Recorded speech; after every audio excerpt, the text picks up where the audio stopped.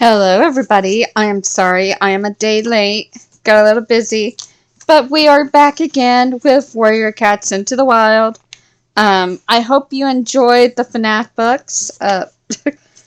If not, I don't know really what to say. But I still have Into the Ball Pit and the others still gonna come. But I figured we would do a little bit of Warrior Cats in between. So, Chapter 4. Shocked yowls rose from the clan cats and echoed through the forest. Ravenpaw staggered slightly. His right foreleg glistened, wet with blood that flowed from the deep gash on his shoulder. We we met 5 River Clan warriors beside the stream, not far from the Sunning Rocks, he went on shakily. Oakheart was among them. Oakheart, Greypaw gasped beside Firepaw. He's the deputy of River Clan. He's one of the greatest warriors in the forest. Lucky Ravenpaw. Wish it could have been me. I'd have really... Greypaw was silenced, but a fierce glance from an old Grey Tom who had first sensed Ravenpaw's return. Firepaw turned his attention back to Ravenpaw. Redtail warned Oakheart to keep his hunting parties out of ThunderClan territory. He said the next River Clan warrior to be caught in ThunderClan territory would be killed. But Oakheart would not back down. He said his clan had to be fed, whatever we threatened. Ravenpaw paused to wheeze for breath. His wound was still bleeding heavily, and he stood awkwardly to keep the weight off his shoulder. That's when the River Clan cats attacked. It was hard to see what was happening. The fighting was vicious. I saw Oakheart had Redtail pinned to the ground, but then Redtail... Suddenly Ravenpaw's eyes rolled in his head, and he lurched sideways. Half scrambling, half falling, he slithered off the high rock and collapsed on the ground below. A ginger queen bounded towards him and crouched at his side. She licked his cheek briefly and called out, "Spotted Leaf!" Out of the fern shade corner trotted the pretty tortoiseshell Firepaw had noticed sitting beside Greypaw earlier. She hurried over to Ravenpaw and mewed for the queen to stand back. Then she used her small pink nose to roll the apprentice over so she could take a good look at the wound. She glanced up and down and meowed. "It's all right, Golden Flower. His wounds aren't fatal. But I'll need to fetch some cobwebs to stop the bleeding." As Spotted Leaf sprinted back to her den, the hushed silence in the clearing was broken by a mournful howl. All eyes turned to the direction it had came from. A massive dark brown tabby staggered through the gorse tunnel. Between his sharp teeth, the warrior held not prey, but the lifeless body of another cat. He dragged the tattered creature into the center of the clearing. Firepaw craned his neck and glimpsed a flash of bright ginger tail hanging limply in the dust. Shock rippled through the clan like a chill breeze. Beside Firepaw, Greypaw dropped into a crouch as grief swept over him. "Redtail!" "How did this happen, Tiger Claw?" demanded Blue Star from her position on the high rock. Tiger Claw let the scruff of Redtail's neck fall from his mouth.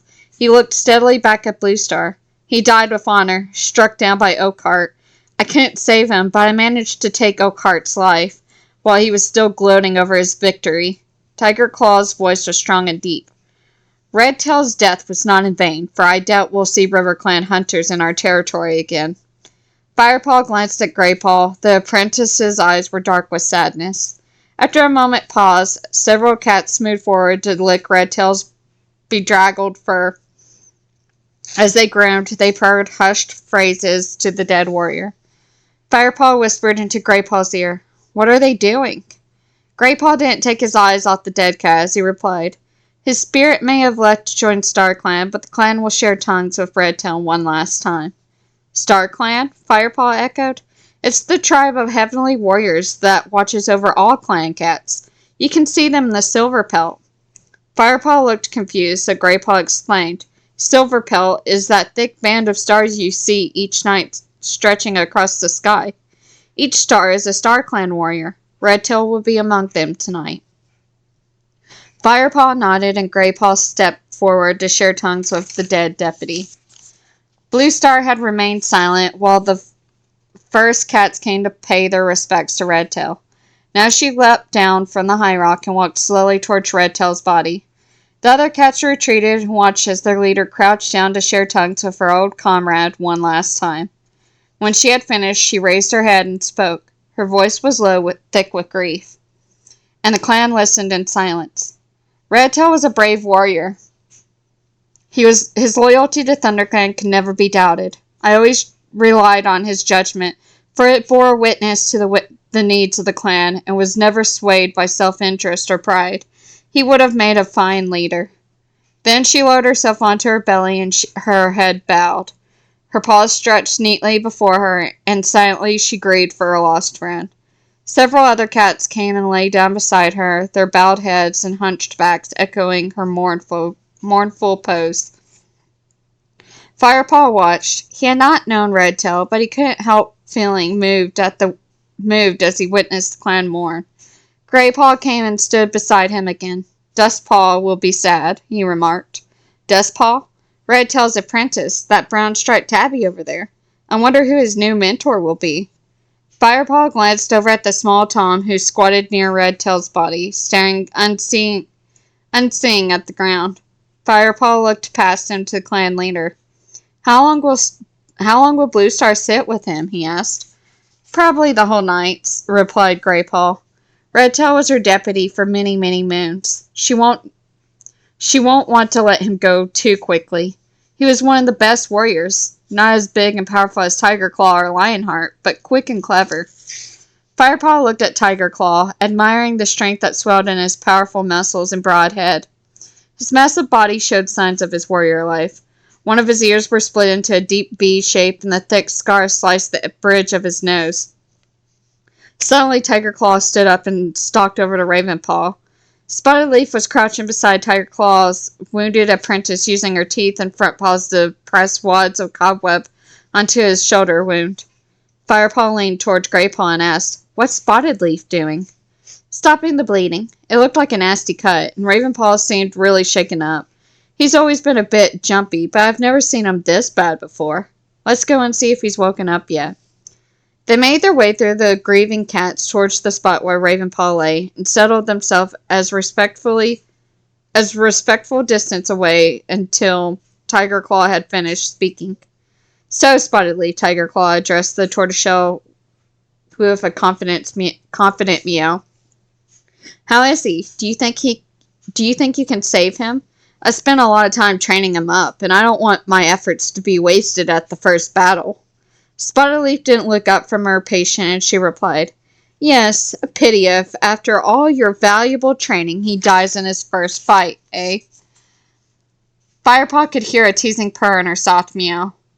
"Will he live?" Tiger Claw demanded. "Of course, he just needs to rest." Tiger Claw snorted and looked down at the motionless black shape.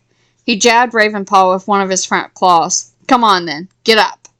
Ravenpaw didn't move. "Look at that length of that claw," Firepaw hissed. "Too right," replied Graypaw with feeling. "I know I wouldn't want to get into a fight with him." "Not so fast, Tiger Claw." Spotted Leaf placed her paw over Tiger Claw's sharp talon and gently moved it away. "This apprentice needs to keep as still as possible until the cut has healed. We don't want him opening his wound by jumping about trying to please you. Leave him alone." Firepaw found himself holding his breath as he waited for Tiger Claw's reaction. He guessed that few cats dared to give orders to the warrior like that. The big tabby stiffened and seemed about to speak when Spotted Leaf mewed teasingly. "Even you know better than to argue with a menacing cat, Tiger Claw." Tiger Claw's eyes flashed at the little tortoiseshell's words. "I wouldn't dare argue with you, dear Spotted Leaf," he purred. He turned to leave and caught sight of Graypaw and Firepaw. "Who's this?" he asked Graypaw, towering above them. "He's the new apprentice," Graypaw mewed. "He smells like a kitty pet," snorted the warrior. "I was a house cat," Firepaw meowed boldly, "but I'm going to train to be a warrior." Tiger Claw looked at him with sudden interest. "Ah, yes, now I remember. Blue Star mentioned that she had stumbled across some stray kitty pet, so she's actually going to try you out, is she?" Firepaw sat up straight, anxious to impress the distinguished clan warrior. "That's right," he meowed respectfully. Tiger Claw eyed him thoughtfully. "Then I shall watch your progress with interest." Firepaw puffed his chest out proudly as Tiger Claw stalked away. "Do you think he liked me?" I don't think Tiger Claw likes any apprentices, whispered Grey Paw. Just then, Ravenpaw stirred and twitched his ears. Has he gone? He mumbled. Who? Tiger Claw, replied Grey Paw, trotting towards him. Yep, he's gone. Hi there, Firepaw began, about to introduce himself. Go away, both of you, Spotted Leaf protested. How am I meant to help this cat with all these interruptions? She impatiently flicked her tail at Grey Paw and Firepaw and pushed her way between them and her patient. Firepaw realized she was serious, despite the lively glimmer in her warm amber eyes. Come on then, Firepaw, mewed Grey Paw. I'll show you around. See you later, Ravenpaw. The two cats left Spotted Leaf and Ravenpaw and walked across the clearing. Grey Paw looked thoughtful. He was clearly taking his duties as guide very seriously.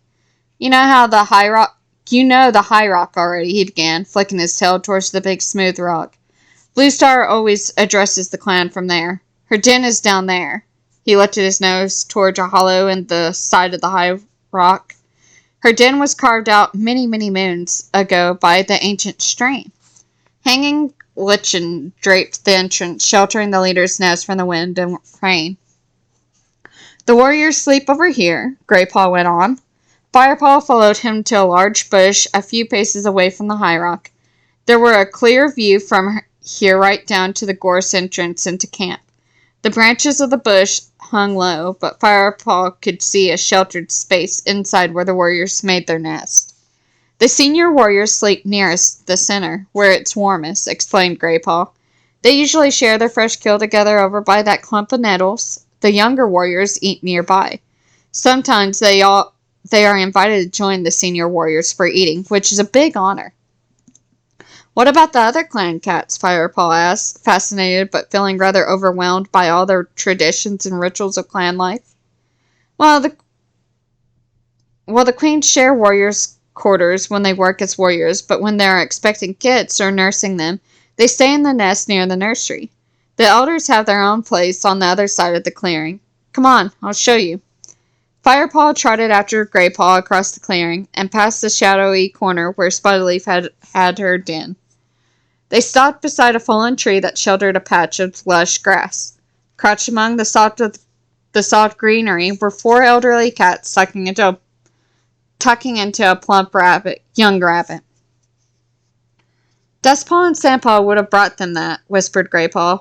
One of the apprentice's duties is catching fresh kill for the elders. Hello, youngster, one of the elders greeted Grey Paw.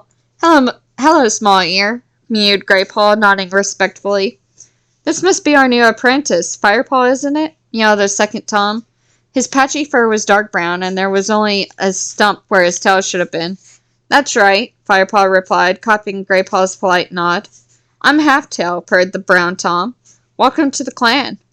Have you two eaten? Meowed Small Ear. Firepaw and Grey Paw both shook their heads.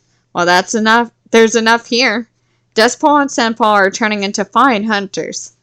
Would you mind if these youngsters share a mouse, One-Eye? The pale gray queen who lay beside him shook her head. Firepaw noticed one of her eyes were clouded and sightless. What about you, Dappletail?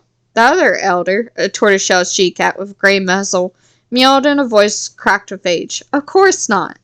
Thank you, mewed Grey Paw eagerly. He stepped forward and took a large mouse from the pile of prey, then dropped it at Firepaw's feet. You still not tasted mouse? He asked. No, Firepaw admitted. He suddenly felt excited by the warm smells that were rising from the piece of fresh kill. His whole body quivered at the thought of sharing his first real food as a clan member. In that case, you can have first bite. Just save me some. Grey Paw dipped his head and stood back to give Firepaw room. Firepaw crouched down and took a large bite from the mouse. It was juicy and tender and sang with the flavors of the forest. What do you think? Asked Grey Paw. Fantastic, mumbled Firepaw, his mouth still full.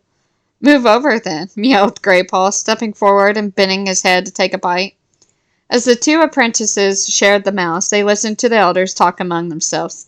How long before Bluestar appoints a new deputy? Asked Small Ear. What did you say, Small Ear? Meowed One-Eye. I think your hearing has become as poor as your eyesight, snapped Small Ear impatiently. I said how long before Blue Star appoints a new deputy? One Eye ignored Small Ear's irritated reply and spoke instead to the Tortoiseshell Queen. Dappletail, do you remember the day many moons ago when Blue Star herself was appointed deputy? Dappletail mewed earnestly. Oh yes, it was not long after she lost her kits. She'll not be happy to be appointing a new deputy, Small Ear observed. Redtail served her long and well, but she'll need to make up her mind quickly. According to clan custom, the choice has to be made before Moon High after the death of the old deputy. At least this time the choice is obvious, meowed Halftail. Firepaw raised his head and looked around the clearing. Who could Halftail mean? To Firepaw, all the warriors looked worthy of becoming deputy. Perhaps he meant Tigerclaw? After all, he had avenged Redtail's death. Tigerclaw was sitting not far off, his ears angled towards the elder's conversation. As Firepaw stretched with his tongue to lick the last traces of mouse from his whiskers, Blue Star's voice called from the high rock. Redtail's body still lay in the clearing below the pale gray and the fading light. A new deputy must be appointed, she meowed. But first, let us give thanks to StarClan for the life of Redtail. Tonight he sits with his fellow warriors among the stars. Silence fell as all the cats looked up into the sky, which was beginning to darken as evening crept over the forest.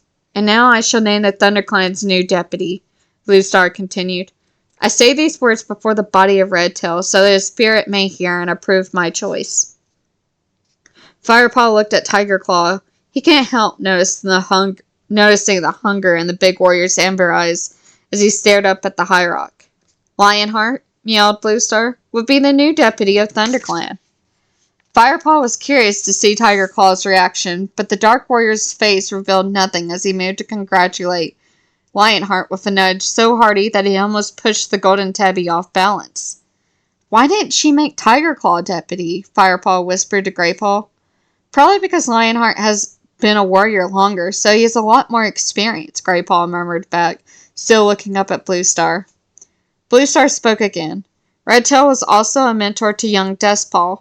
Since there must be no delay in the training of our apprentices, I shall appoint Dustpaw's new mentor immediately. Darkstripe, you are ready for your first apprentice, so you will continue Dustpaw's training.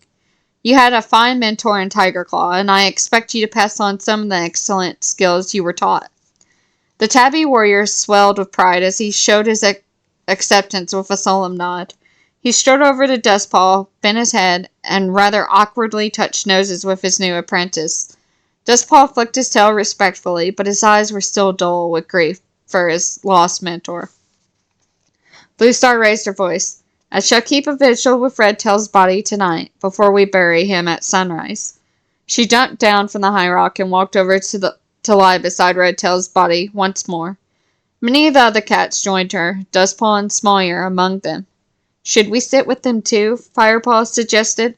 He had to admit the idea didn't appeal to him much. It had been a busy day, and he was beginning to feel tired. All he wanted to do was to find somewhere warm and dry to curl up and sleep. Greypaw shook his head.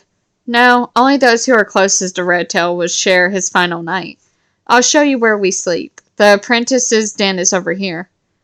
Firepaw followed Greypaw to a thick bush of ferns that lay behind a mossy tree stump. All the apprentices share their fresh kill by this stump, Greypaw told him. How many apprentices are there? Firepaw asked. Not as many as usual. Just me, you, Ravenpaw, Dustpaw, and Sandpaw.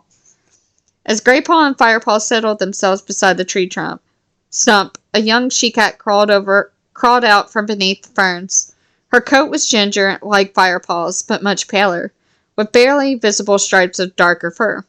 So here comes the new apprentice, she meowed, narrowing her eyes. Hello, Firepaw meowed. Young cat sniffed rudely. He smells like a kitty pet. Don't tell me I'm going to have to share my nest with that revolting stench.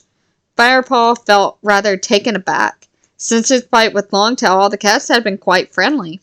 Maybe they had just been distracted by Ravenpaw's news, he thought. You'll have to excuse Sandpaw, apologized Greypaw. I think she must have a fur ball stuck somewhere. She's not usually this bad-tempered. Psst, spat Sandpaw crossly. Hold on, youngsters, the deep voice of Whitestorm sounded behind the apprentices. Sandpaw, as my apprentice, I expect you to be a little more welcoming to this newcomer.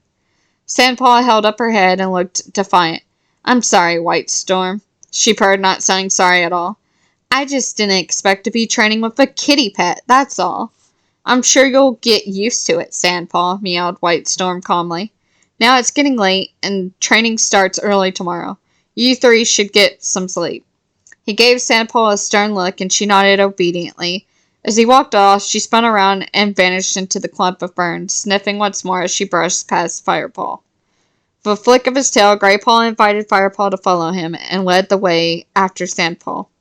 Inside the sleeping area, the ground was lined with soft moss, and the pale moonlight turned everything to a delicate shade of green. The air was fragrant with fern scent and warmer than outside. Where do I sleep? Firepaw asked. Anywhere, just so long as it's not near me, snarled Sandpaw, who was prodding some moss with her paws. Graypaw and Firepaw exchanged glances, but said nothing. Firepaw raked together a pile of moss with his claws. When he had gathered his bed into a cozy nest, he circled it into a comfortable and settled down. His whole body felt drowsy with contentment. This was his new home. He was a member of ThunderClan. And I think we're going to end the video here, because that's the end of the chapter, and we'll go into chapter 5. On short chapters, we might do 2 chapters, but I don't know. We might do it next time. But I hope you guys enjoyed, and I will see you in the next video. Bye-bye!